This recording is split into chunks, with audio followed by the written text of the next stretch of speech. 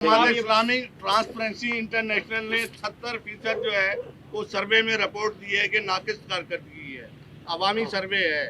आप नेमतुल्लाह के दौर में आपके पास मॉडल टाउन थे, गुलबर्ग टाउन मॉडल था, नॉर्थ नाज़िमाबाद मॉडल है। अब जिसका नाम मॉडल टाउन है वहाँ का नाजिम आपका है, उसका बुरा हाल है।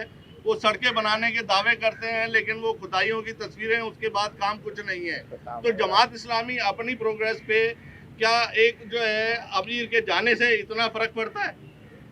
अल्हम्दुलिल्लाह मैं आपसे ये बात कहता हूँ और दावे के साथ कहता हूँ कि कराची में जो हमारे 9 टाउन्स हैं उनका मवाजना आप पूरी कराची से करके देख लीजिए, नंबर 1। नंबर 2, हमारे टाउन ने एक प्लानिंग के तहत जो प्रायोरिटी बनाई है उस प्रायोरिटी के मुताबिक काम कर रहे हैं। उसमें जो सबसे बड़ी रुकावट है वो ये है कि सीवरेज का काम, इसमें हमारे टाउन्स को बहुत ज़्यादा पैसा, मेहनत, वसाइल इस सीवरेज के काम में लगाने पड़ रहे हैं। चुनांचे जो हमने प्रायोरिटी बनाई है वो ये कि सीवरेज के काम को दुरुस्त कर लें, अपने पार्ट्स को जिसमें सीवरेज का मसला नहीं होता उसको दुरुस्त कर लें, लाइटिंग को बेहतर कर लें। तो कराची के अंदर अल्हम्दुलिल्लाह 20,000 के करीब हमने लाइटें ऑन कर दी हैं। कितनी?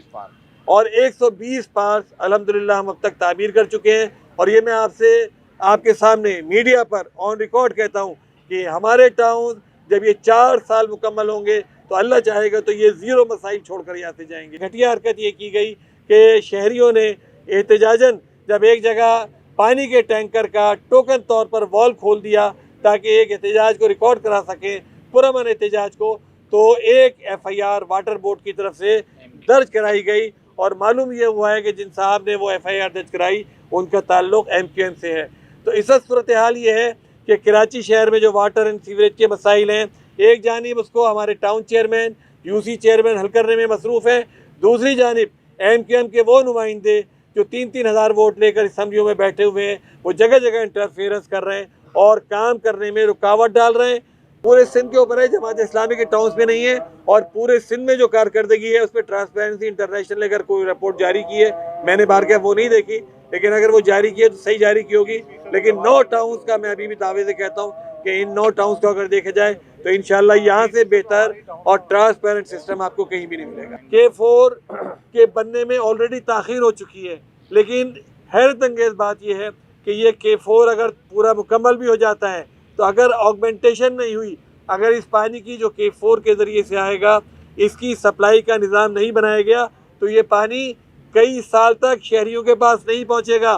तो हैरत अंगेज़ बात यह है कि वाटर बोर्ड K4 के मंसूबे पर तो काम कर रहा है जिसकी तकमील होने की कोई फ़िलहाल उम्मीद नहीं है, लेकिन अगर वो तकमील अगले साल, उससे अगले साल हो भी गई तो ऑगमेंटेशन ना होने की वजह से, ऑगमेंटेशन का निज़ाम ना होने की वजह से ये पानी के जो इसका इस्तेफ़ादा आम शहरी नहीं कर सकेंगे।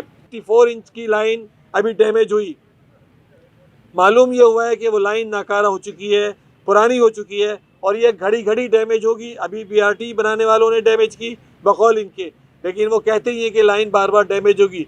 लेकिन आप ये देखिए कि BRT का मंसूबा जो रेड लाइन का है वो तेज़ी से या हल्के जिस तरह भी चल रहे हैं, लेकिन वो जब मुकम्मल हो जाएगा तो उसके बाद जो ये नीचे लाइन 84 इंच की पड़ी हुई होगी इसको कौन देखेगा? ये घड़ी घड़ी फटेगी। तो वाटर बोर्ड ने इसका कोई एहतमाम नहीं किया। इसी तरीके से आखिरी बात जो मैं कहनी चाहता हूँ ये कि 1.6 बिलियन डॉलर्स, एक 1.6 बिलियन डॉलर जो है वाटर बोर्ड कर्जा ले रहा है कराची में कामों के लिए जो वो कहते हैं कि हम कराची में पानी और सीवरेज के निज़ाम को ठीक करने के लिए हमने कर्जा हासिल किया है लेकिन मेरा पूछना ये है कि इस 1.6 बिलियन डॉलर्स के कर्जे में जो आप काम करवाना चाहते हैं उसमें ना आप UC चेयरमैन को एतमाद में ले रहे हैं, ना टाउन चेयरमैन को एतमाद में ले रहे हैं। तो इसका अल्टीमेट फ़ायदा जो टाउन में, UC में आवाम को पहुंचना चाहिए था वो किसी तौर पर भी नहीं पहुंच पाएगा। कराची पूरा माफियाओं की जद में है, माफियाओं के कब्ज़े में है। टैंकर माफिया है, बिल्डर माफिया है और तरह तरह की माफिया हैं और ये तमाम माफिया एक सिस्टम चला रहे हैं। हाफिज़ नईम साहब और मुनीम ज़फ़र साहब मुस्तक़िल ये बात करते आए हैं कि वो माफिया जो कराची पर मुसल्लत है, वो माफिया जिसका जिक्र कराची के ताजिर आर्मी चीफ साहब के सामने भी कर चुके हैं और आर्मी चीफ साहब के इल्म में भी ये बात है और उन्होंने ये कहा कि हम इस मामले को देखेंगे, हैंडल करेंगे। जमात इस्लामी हर जगह, हर मौके पर बेधड़क और बेखौफ इस माफिया के ख़िलाफ़ बात करती है।